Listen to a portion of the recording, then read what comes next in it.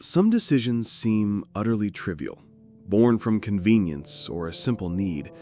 But what if one such decision, a common everyday transaction, plunges you into a horrifying struggle for survival, where a mundane online exchange becomes a terrifying game of cat and mouse? This is the chilling true story of my encounter in Seattle, Washington, a city I once considered safe, a city that became the backdrop for a desperate fight against a deceptive and dangerous stranger. I was 25 years old, a recent transplant to Seattle, trying to make ends meet in a new city. Like many young people, I had accumulated some electronics over the years that I'd no longer needed.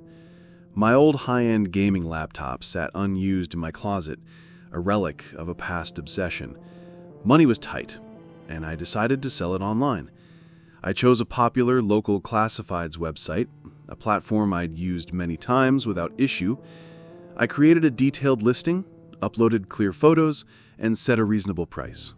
Within hours, I received a message. The buyer, who identified himself only as Mark, was keen.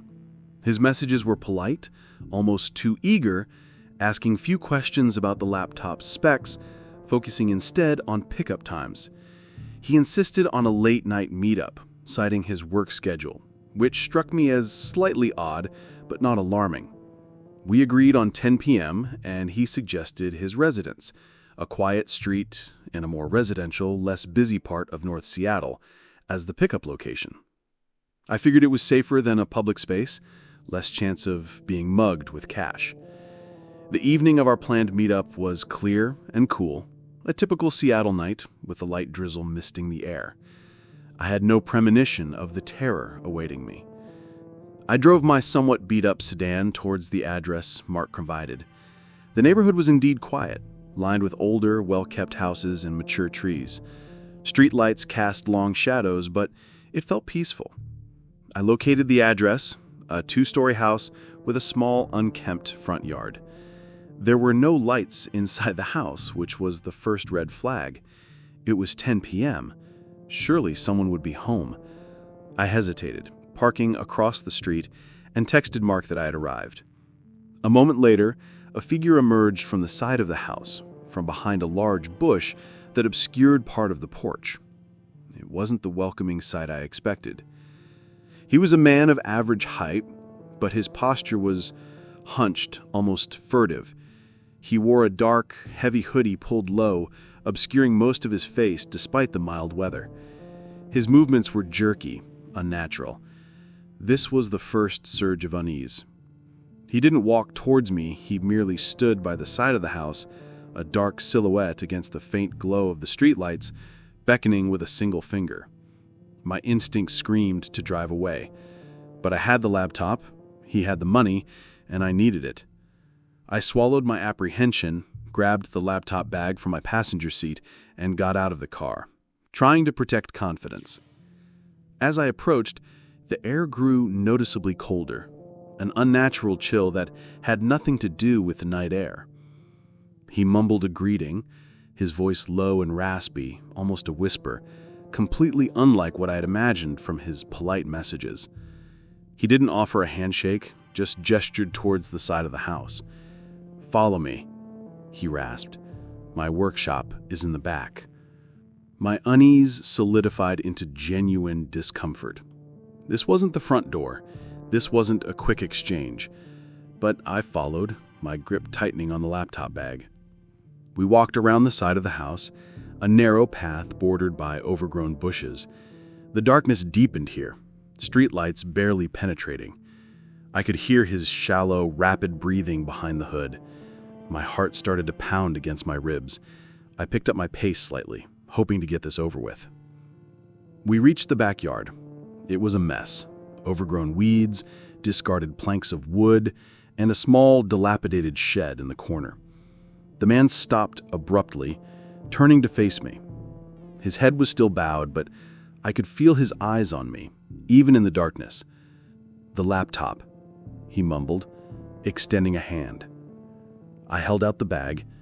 As his fingers brushed mine, his skin felt unnaturally cold, clammy. I quickly handed over the bag. He took it, but didn't open it. Instead, he simply stared at me for a beat too long. The silence was deafening, only broken by the distant hum of the city and the pounding in my ears. He chuckled then, a low, dry sound that sent shivers down my spine. "You're more valuable than the machine," he whispered, his voice suddenly clearer, closer. Panic surged through me, cold and immediate. This wasn't about the laptop. This was about me. My mind raced, trying to process the chilling implication. Before I could react, he lunged. His movements were surprisingly swift for his hunched posture. He moved with a predatory grace. I instinctively dropped the laptop bag and stumbled backward, my heart now hammering against my ribs like a trapped bird. He grabbed my arm with surprising strength, his fingers like steel clamps, cold and unyielding. I screamed, a raw, desperate sound that seemed to be swallowed by the night. He tried to pull me towards the dark entrance of the shed, a black void that seemed to radiate menace. I struggled, kicking wildly, twisting my arm. The ground was uneven, covered in loose dirt and debris, making it hard to find purchase. His grip tightened, his fingernails digging into my skin. I could feel the thin fabric of my jacket straining. The air filled with the grunt of his effort and my own ragged breaths. I managed to twist my body, pulling my arm free with a desperate yank, tearing a sleeve. I spun and ran, scrambling blindly back along the narrow path towards the front of the house, towards my car, towards any semblance of safety. I heard his quick, heavy footsteps pounding behind me, closer than I wanted, closer than seemed possible. I burst out onto the front yard, my lungs burning, my legs screaming. My car was still across the street, a beacon of hope. I fumbled for my keys, my thumb frantically searching for the unlock button. Just as I aimed it at the car, a chilling giggle, that same high-pitched, mocking sound, came from right behind me. It wasn't the man's raspy voice, but a separate, distinct sound, closer than his footsteps. It was impossible. My blood ran cold. The man was right there, a dark shadow looming over me. Before I could unlock the car, he grabbed me again, this time from behind, pulling me back with a powerful jerk that sent me stumbling. His arm wrapped around my neck in a crushing headlock, pulling me tight against his damp, coarse hoodie. A sickening smell, like stale sweat and something metallic, hit me. I gasped, my airway instantly restricted. Stars swam in my vision. I struggled violently, clawing at his arm, kicking backward. His grip was immense, overwhelming. I could feel the cold, rough fabric of his hoodie against my face. My phone was in my pocket. I had to reach it. I twisted my body, digging my fingers into his arm, trying to find a weak point. He grunted, pulling me tighter.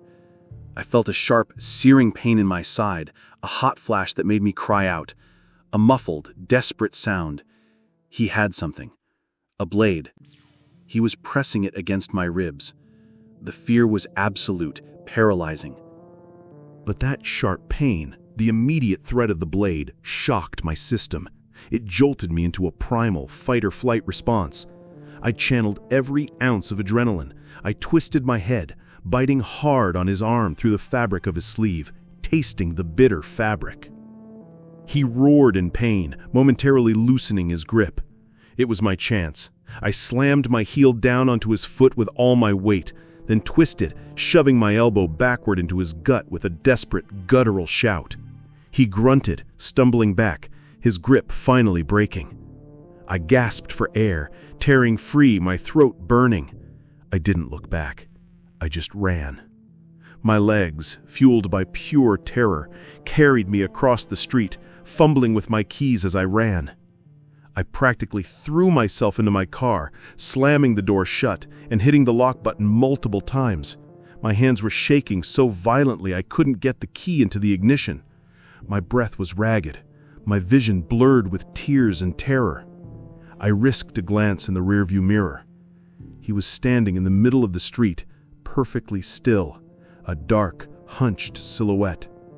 Then he raised his arm, slowly, and pointed directly at my car. A final, chilling, distinct giggle, that impossible, mocking, childlike sound, echoed from somewhere near him. I didn't see anyone else, but the sound was clear. I screamed, a raw, terrified sound. I jammed the key into the ignition, my hands clumsy, and the engine roared to life. I threw the car into reverse, tires squealing, then slammed it into drive, peeling out of the quiet suburban street with a violent jolt.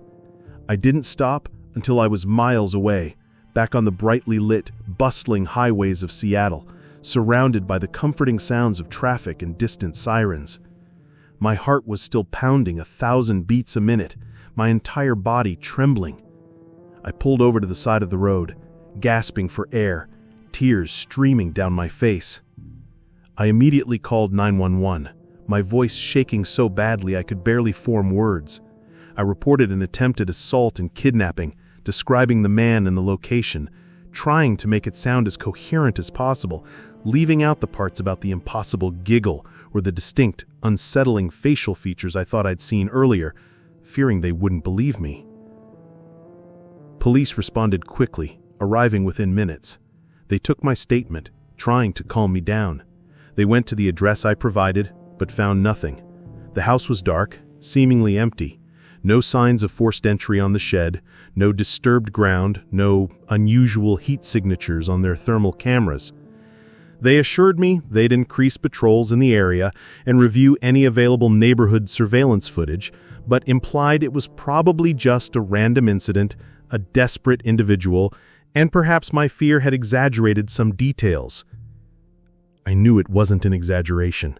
The terror was too real, the malice too profound. I never went back to that side of Seattle. I canceled the online listing, got rid of the laptop, and changed all my online accounts. The experience haunted me for months. Sleep became a luxury, filled with nightmares of dark paths and distorted giggles, of hands grabbing from shadows. Every time I heard a car door slam on my street, every unexplained sound in my apartment sent a jolt of pure dread through me. I became hyper-aware of my surroundings, constantly scanning faces, jumping at unexpected touches. I installed new locks, cameras, and even a personal alarm system. I learned to live with a new kind of fear, a primal dread that a seemingly ordinary transaction could hide such malice. I still use online marketplaces, but only for local pickup in busy, well-lit public places, and never alone. The memory of that high-pitched giggle, the feel of those cold fingers, the glint of that blade, never truly fades. It taught me that sometimes the most terrifying things aren't ancient curses and crumbling castles, but hidden evils lurking in the mundane, waiting in the silence of our everyday lives, just a click away.